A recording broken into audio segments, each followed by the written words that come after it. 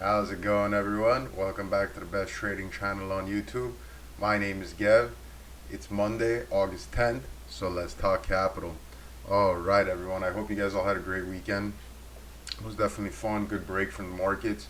I have a strong feeling this week is going to be a very big week for basically all markets here, and I want you guys to be ready for it. So I'm gonna catch you guys up on some of the crypto choices.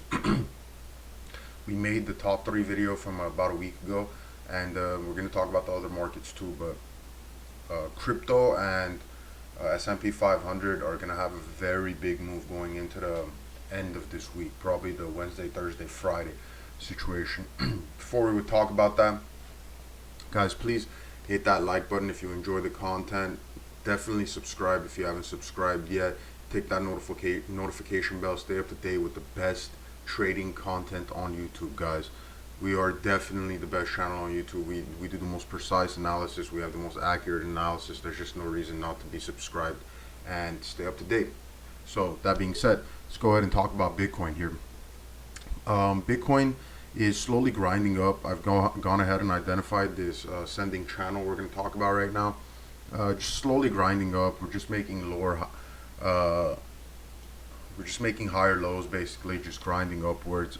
Daily chart, really nothing much talk about here. Weekly, we did close the weekly definitely into the wick. That's a good sign, honestly. It's more bullish than bearish here, but really kind of more neutral. Good thing is we didn't press down much on the weekly. So that being said, let's go into the smaller time frames here. This is where it gets juicy here. So basically, since breaking up into 11,400, we've been in an ascending channel here. We had a short break out and we had a short break down of the channel, but basically just grinding upwards here, guys. One thing I want to make perfectly clear here is this: the sellers, the shorters, the bears in the market have absolutely no power left here, guys. Anybody who's trying to tell you otherwise just honestly has no idea what the hell's going on in the markets. And the reason for that is this: in this candle alone right here, we had 10,000 Bitcoin dumped onto the market, right? What did this do to the market here? Absolutely nothing. Previously, if we come back in the price action into this area, all of this, if you had 10,000 Bitcoin dumped here, I mean, right here, we had 10,000 Bitcoin dumped on this candle right here, right? And that candle on a 1 hourly basis took us from 7,500 all the way to 5,500. It's a $2,000 dump in price, and it continued right lower. Come back over here. I mean, they're just, sellers don't have pressure. There's no selling pressure left in this market, which is why you get moves like this that are absolutely stupid and market manipulation. And I say this and people don't like it. And to be completely honest, I'm not here to make friends. I'm not here for you to like what I say. I'm here to give you guys the raw, unadulterated truth on what's happening in the markets. That's the only reason why I'm here. I'm not here to make friends and have you guys high five me and be like, oh yeah, we agree. That's not about agreeing. It's about being true and accurate. That's it. And the truth of the matter is, this is a manipulation. This is a market dump. This is orchestrated. This candle right here. Look, same candle happened here, right? How hilarious. Right when we get to about 12,000, everybody decides they want to sell. How does that make sense? Just think about it. So you're telling me there's a group of average Joes just sitting out there waiting for 12K, just going, yes, I can't wait. 12K, sell, sell, sell. Come on, guys. Right? Let's be logical. You know, when you get moves like this is a normal move. You know, when you have 800,000 sellers stepping in all at once and just hitting that sell button, that's obviously not a normal market move. That's orchestrated, right? And you can see, because everything was rejected and it bounced right back up, right? So the situation lies right now. The way the situation lies right now is we have massive stupidity going on at 12,000. Another term for that is massive resistance. We have massive resistance going on at $12,000 right now, and once we get above that, we're going to clear above it. Definitely the bottom of the channel here, about 8,300, is not out of the question. But the general consensus here is an uptrend, right? We're holding the middle of the channel. I expect us to continue to just realistically just continue grinding this upper end of the channel here until we finally get a break here, probably later this week. Okay, because as I've said before, there's a lot of stupidity at 12,000, so they don't want us to get above that. And the reason why they don't want us to get above 12,000 is because once we get above 12,000, this is a free ride to realistically 17,000. $14,000 was only resistance because it was a double-ended sword, right? You had the downtrend and you had the horizontal. Now we're just going to take a break here. We might even see what people will at the time call, we might get a breakout here. And then at the time when this happens, they're going to be like, oh, catastrophic crash in price. And it's going to come back right back down here. And then it'll go right back up. This is what's going to happen. Bitcoin is now trending heavily on the bullish side. And if you want to short, if you want to sell, be my guest, lose all your money, do what you got to do. To each their own, as they say. But to me, if you're not bullish on Bitcoin, you just shouldn't be in the market, period. Again, going back to those top 3 video I made from about a week ago, I want to catch you guys up on that. Trainlink currently at $13.20. Its all-time high was $14.48. We made the call to buy this guy at $7 and about 20 cents. Had you taken that call at the time, you would be up 100% right now, and that would have been in a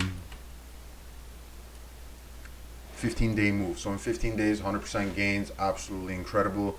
No one else is doing that. Hedge funds aren't doing that. Mutual funds aren't doing that. Trust funds aren't doing that. Equities aren't doing that. So 100% move, just the beginning, right?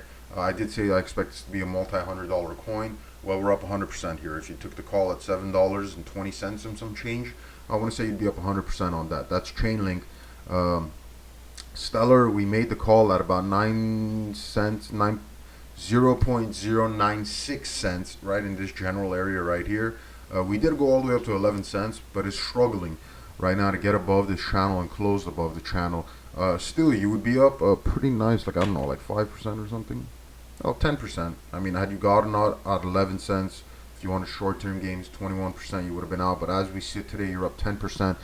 It is in an ascending channel. Again, a lot of this happening in the crypto space right now. We're in an ascending channel. Possible that we come back down to the midpoint, but it's looking like we're pressing up against it. We might get a breakout here. We are setting higher lows consistently. So hoping for breakout. But I'm not opposed to this dipping back down to the bottom side too, which if it does, I'm just going to double my holdings here and get in a fat stack, be ready for the pump up, right?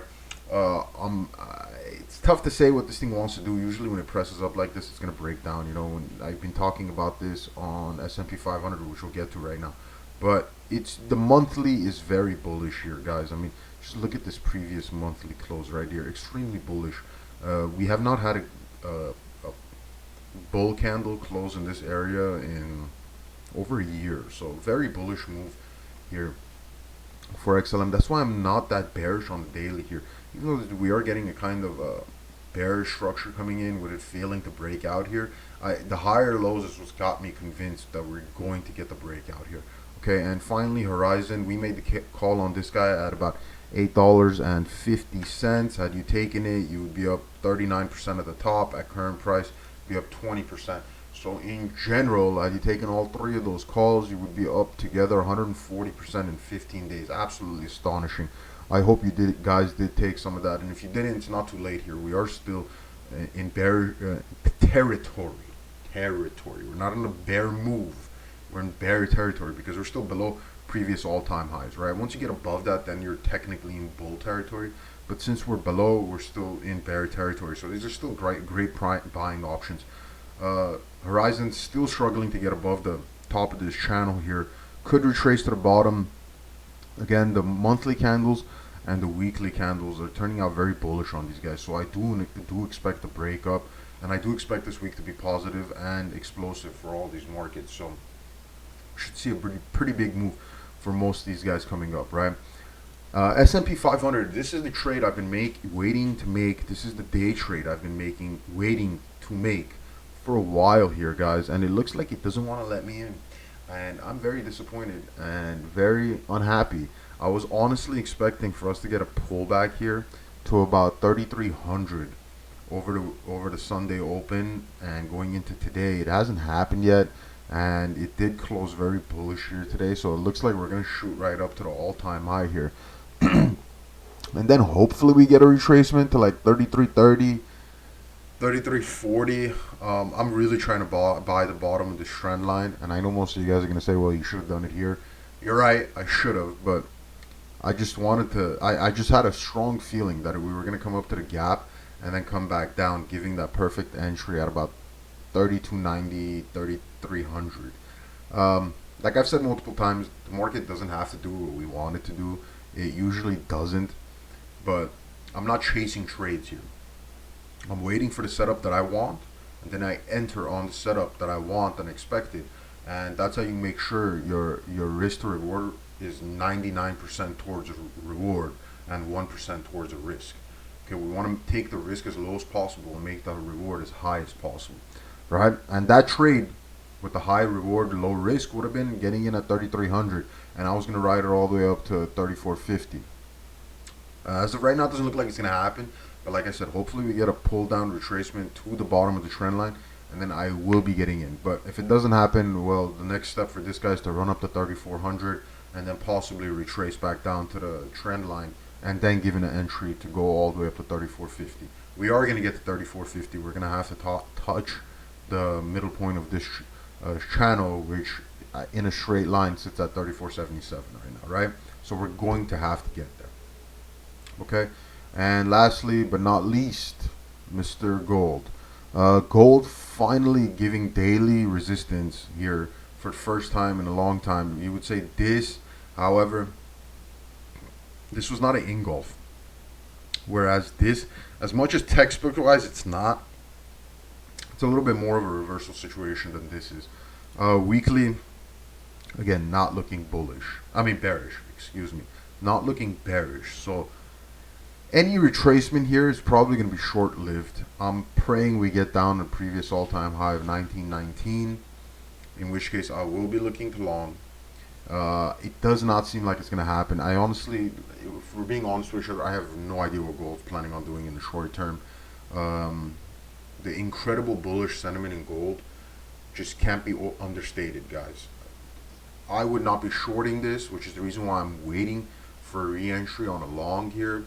But to be completely honest, I have no idea where it's going to pull back down to.